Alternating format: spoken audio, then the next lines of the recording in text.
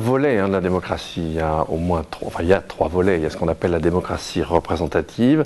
Là, on élit des représentants et on pense en les élisant infléchir une trajectoire de choix. Il y a la démocratie directe, c'est quand le souverain prend lui-même la décision. Et puis il y a effectivement la démocratie participative et délibérative. Là, le citoyen influe, comme dans les deux autres cas, mais il influe sur une décision particulière avec à l'amont un surcroît d'information et un moment de réflexion, d'où l'histoire de démocratie délibérative. On délibère, on pèse le pour et le contre en échangeant des arguments. Alors, c'est, je crois, quelque chose d'effectivement très important dans les sociétés où le niveau général de culture s'élève. C'est ce qui permet aux élus, parce que ça ne se substitue pas à la démocratie représentative, c'est un complément, eh bien, ça permet aux élus de coller le mieux possible à l'intelligence du public et d'opter pour la moins mauvaise décision possible.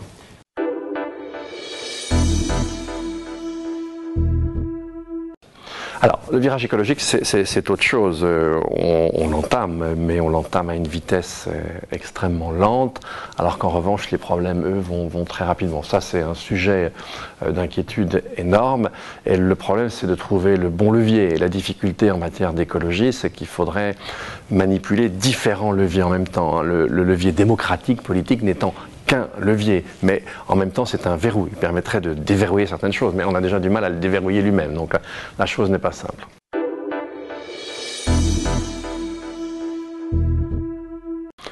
Alors, elles ont un rôle important, elles en aucun cas ne vont se substituer aux citoyens, mais disons que les ONG, normalement, parce qu'effectivement on peut parfois ergoter sur telle ou telle ONG, mais c'est quand même de la connaissance, de l'argumentation, du savoir-faire, etc. Et on peut imaginer que, là encore, à l'amont de la prise de décision publique, les auditionner, c'est parfois permettre de faire un véritable contrepoids par rapport à certains lobbies extrêmement puissants, certains lobbies industriels par exemple, ou d'autres formes de lobbies. C'est une composante dans un système, ce n'est pas les ONG qui vont décider, mais sur certaines questions, les entendre de façon en quelque sorte préparatoire, ça pourrait être effectivement intéressant.